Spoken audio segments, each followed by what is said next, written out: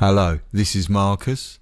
Please head over to modernartisrubbish.com where you can see all the images that we discuss in this episode. Modern art is rubbish. Isms. Juxtapose. Didactic. Modern art is rubbish. Modern art is rubbish podcast. Hello, Tom. Hello. Hi, Marcus. I did a really bad introduction there. Welcome to episode number 48 of Modern Art is Rubbish. Oh yeah, you take my line. Well, do you know what we're going to be talking about this week? Are we going to be talking about the art work for the episodes? No. Oh. Yes, we are. But I'm not having you not only introduce it and then take my line about talking about what we are doing this week. Okay. Quite frankly, Marcus, what are we going to be doing this week? Well, I put a lot of effort into doing the artwork for each episode, and my ego is not happy because there's a lot of thought that goes into some of the artworks for the episode, and I wanted to talk about it. You wanted to talk about your thoughts? Yeah, my thoughts that go into the works. Well, I am a professional. Well, so hello, Tom. Yeah, I've got a problem. I've been doing a lot of work in these for the episode artwork, and I don't think people have been. I'm worried that people may not be appreciating the amount of effort that I put into some of them. So what has triggered these thoughts, Marcus? My first problem is, for example, episode 18. Do you remember when we talked about copyright? Yes! That we were talking in that episode. We were talking a lot about copyright issues, and in particular, we talked about an artwork by the artist Richard Prince, who took a Marlboro advert which featured a cowboy. He took out the cigarettes from the image, and he just released an artwork with just the cowboy from the Marlboro advert, and sold Prince. Yeah. So for the artwork for the cover, I took out the cowboy. So and fair use or foul, artists in copyright court, Modern Art is Rubbish, episode number 18. And I just left the sky. So that's why that cover looks like it does, and I will put a link on the site so people can see it. All right, yeah. So marketing there's a lot of art that goes into marketing, and a lot of skilled artists work in marketing departments, don't they? And again, when we were talking about this, we were talking about the issue of this artist was just hired on a fixed fee to make and take these photographs of cowboys, and Richard Prince came along and he just used the image and of course made a lot of money out of it. You didn't think to put the Marlboro cigarettes back in? No. Don't smoke. All right, yeah, you could have put some e-cigarettes in there. Yeah.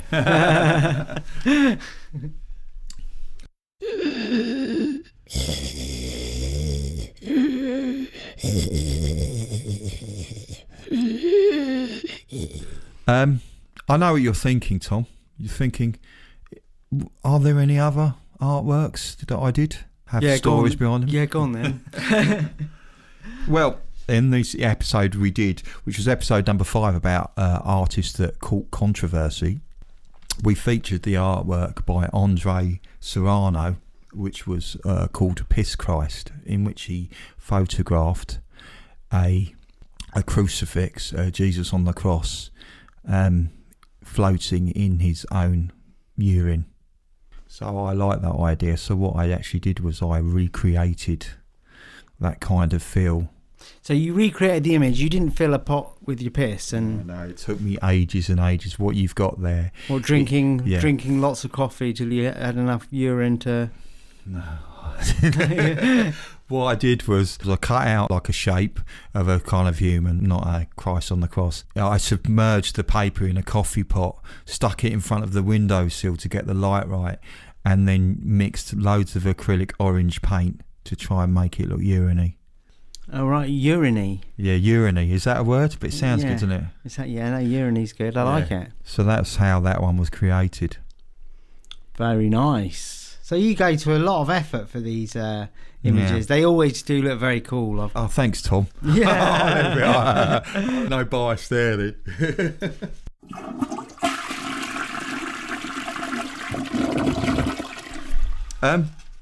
Interesting enough, on episode 6, we were talking about fakes and forgeries, and at one point we were talking about Leonardo da Vinci. Interesting enough, I read have now proved that Leonardo da Vinci was ambidextrous. He could draw with both his left and right hand. My dad is left-handed. Yeah. And so he went to school in the 40s and 50s, and he was made to write with his right hand. That's cruel. Yeah, so he can write equally with each hand. Is it a lot to do with practice as well? Because, like when we play guitar, I couldn't do what I do with my left with my right. Yeah, but if you practice, surely you would. Yeah. Have you ever tried? No, you've never tried? No, but I'm sure you'd come up with something interesting. Yeah, well, not with that negative mindset, you wouldn't. Oh, no.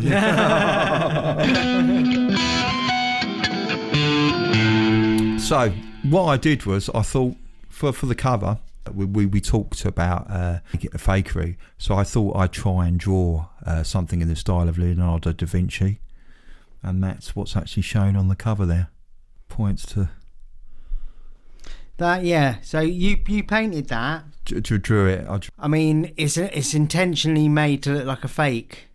No, it's just that I couldn't quite get it as close to Da Vinci as I wanted. All right, yeah, but it was the Fakes on eBay episode, wasn't it? Yes, it was, yeah.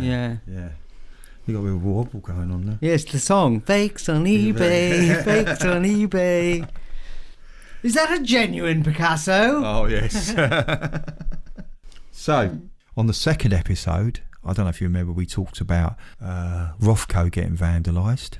Yeah, someone walked in and they wrote Yellowism. Yeah, yellowism. Oh, yeah, no, not yellowism. Not Please, yellowism. Let's not go there. Yeah. Please, Yes, it was. Yellow, sorry. It was yellowism. Oh, it was the guy. yellowism. Yeah, right. Yeah.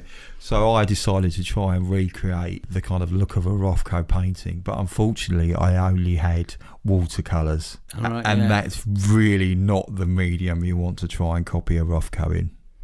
Yeah, but you tried anyway. Yeah, I did. There's persistence. Yeah, I had to just slap it on and on. The persistence of Salvador Dali, perhaps. Watercolour is very translucent, and then it's all about having the white of the paper shine through, and I had to do the complete opposite with this.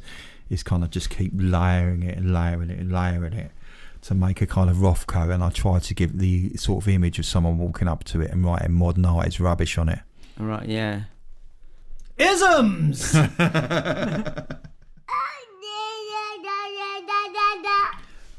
little side note, do you remember when we did our Babies in Art special?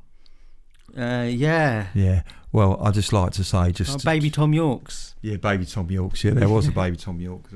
What, the Baby Tom York? No, the baby on the cover. Oh, the baby on... What episode number was it, Marcus? Episode 11. Right, let's have a look.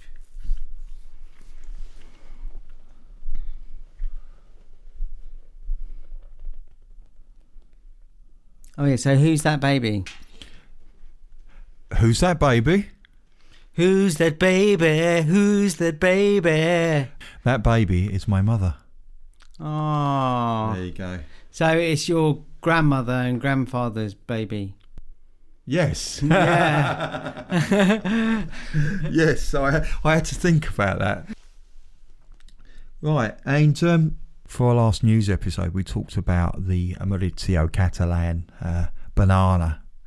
And what I did was I thought, oh, how ironic it would be if I used, because we talked about Warhol in the episode, is I created an image showing like a Warhol style banana. So it's not actually Warhol's banana? No, I spent ages trying to make a banana that resembles Andy Warhol's banana, but it isn't Andy Warhol's banana. Yeah. I mean, a lot of bananas do look quite similar. So my theory was that, bananas were invented before Andy Warhol did a banana picture. But they weren't invented, were they? Oh, right, yeah, no, I thought Andy Warhol invented the banana.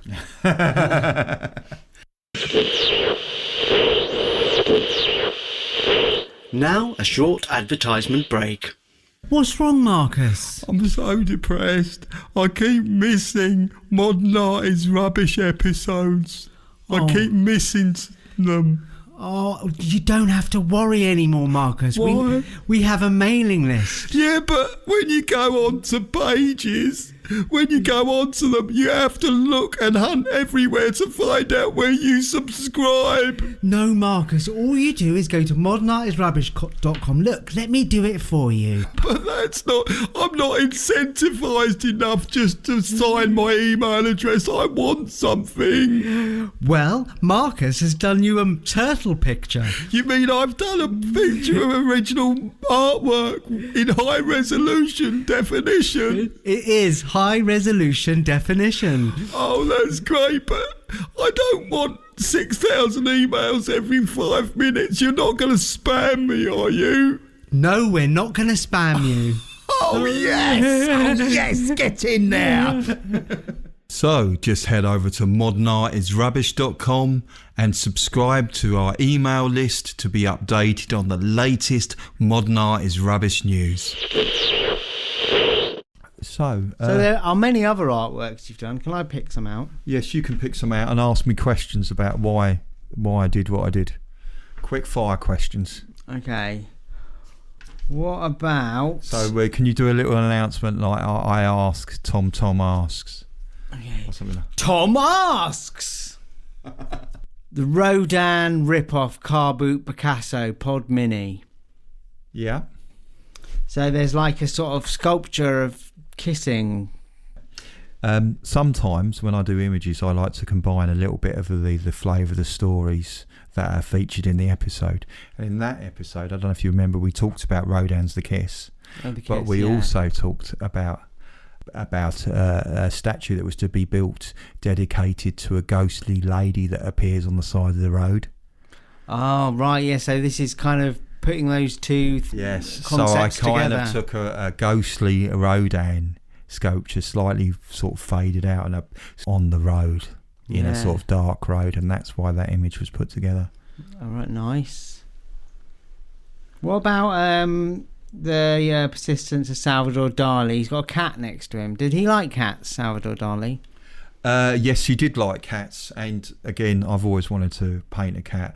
That's taken from an image of Salvador Dali, a photograph of Salvador Dali with a cat, and I wanted to try and sort of recreate it, but also and wrote Modern Art is Rubbish, questioning, is it rubbish? What does it all mean? And is it all about image? Yeah. Is it all about show? Yeah, the question that I ask myself when I look at that image for that episode is, which one's the cat? Yeah, he's got impressive whiskers. Yeah. Very enjoyable to hear about those artworks. Yes, and I'll put all links to the episodes, and all the artworks will be nicely put on one page for everyone to look at. And if you've got any questions about any artworks, then please email us at info@modernartisrubbish.com, and you can get hold of me. Or we've got Twitter. Twitter.com/modartisrubbish. Yeah, and Facebook. Facebook.com/modernartisrubbish. Yeah, and also we've got YouTube as well, and a Patreon page, which you can access via our website. modernartisrubbish.com. Yeah. modernartisrubbish.com. Yeah, sorry, that's brought the energy up a bit. So next episode, this is a new thing, I've never done that. Next episode, we're going to London, and we're going to take you to a private view by the artist Elizabeth Eade, who some of you who've listened may remember from our Brighton episode, where she created a work which was People That Piss Her Off. Dun dun dun dun dun dun. George Michael's in there. Yeah, it was. There's a lot of people. So and her mum was in there, wasn't she? Yeah. I think so. Was her mum in there? There were people she loved in there as well as hated. Yeah, That's what I remember. Because I think he died and that upset her and pissed her off. Yeah, I wonder if she's keeping it updated because there must have been more people piss her off. We can ask her when we see her. We can ask her when we see it. And also, we are going to, so we will be doing some videos on our Facebook. Dun, dun, dun, dun, dun, dun! Because we're going up to London and we want you to be able to see what we're doing. So, Tom, I'd like to, rather than just do the normal buys, I think I'd like to share some music that I've done, and it's called I'd like to take you to a town in Essex called Harlow. Harlow! And it's a new town, and basically it was built in the 60s or 50s? 50s, yeah, it's post Second World War, one of the new towns. It's now, unfortunately, it's as with many new towns in the UK, they get chronically underinvested. And they start off as really good ideas, but due to a total lack of funds, they're no longer as good as they once were. But however, this place in Essex has lots and lots of fine sculptural works by people like Barbara Hepworth, and also a lot of works by the famous British sculptor Henry Moore. I once asked someone who from Harlow how many Henry Moores there were there, and they didn't know. They thought about 20. Yeah, there are a lot. Yeah. But we couldn't find the exact number, and they're dotted all around the different parts of the town, aren't they? Yeah. So in this song, I pose a question, a philosophical question, and I seek to answer it in this song, and it's called How Many Henry Moores There Are in Harlow. Okay. Bachman Turner Overdrive, let's rock! How many Henry Moores there are in Harlow? Tell me. How many Henry Moores there are in Harlow? Tell me. How many Henry Moores there are in Harlow? Tell me. Are there one? Are there two? How many Henry Moores there are in Harlow? Are there four? Tell me. Maybe five. Could be six. How many Henry Moores there are in Harlow? Maybe eight. Tell me. I doubt nine. Could be 10. How many Henry Moores there are in Harlow? 12. Tell me. 14. 15. 16. 17. 18. I don't know.